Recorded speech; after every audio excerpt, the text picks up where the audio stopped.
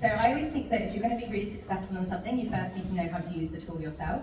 And I built a business around an industry I already knew. So I knew that in order for my particular niche of course creators to have the system do what it needed to do, I knew exactly what instructions I needed to give somebody, first of all.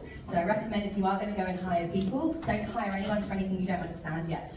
Right, that's how you get swindled, that's how you get overcharged. It's also how you have a complete lack of control over both the delivery and the quality of the output. If you learn how to do something yourself first, and this is a controversial because there's a lot of other business owners out there that will say you never need to learn stuff when you can hire people to do it. I personally find I can give much clearer instructions if I say this is exactly what I want and this is exactly how I want it to work. But now I'm trusting you to go and do that, right?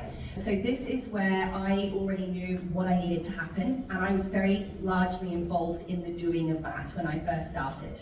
I also hired a contractor who was very experienced in setting up a SaaS business, right? I'd never built a SaaS company before. That was completely new to me. So I hired a contractor, who is now, by the way, my COO, to set up the SaaS for us.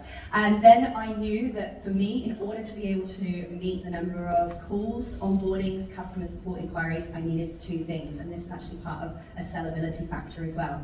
It would be partly an in-house team that would be able to manage that full time. So for me, it's people who are going to be able to deal with customers, because there's no way I can go out and promote my thing if I'm there answering, how do I put my logo here? How do I upload this? How do I turn this on? Kinds of questions coming into my inbox. So for me, it's about customer support, number one, and two, creating the systems that they could go and follow, and having that operations person for the actual tech part behind the scenes first of all in place. So the sooner you can do that, even if it's on a part-time level, my goal then was to continuously increase the skill set through training in-house with that team to make them be able to take on more and more tasks over time. But secondly, the second prong to that is having an outsourced agency as well. So in my business, there is a combination of in-house team and also agency-based business. Why? Sellability. If I had all of my staff employed in-house, I'd have really big fixed overheads, and those are called liabilities in a business. And I'd be less likely to be bought out because I would come with a huge bunch of liabilities. I wanted to make sure that I'd be able to move fluidly with any downs or ups in the business.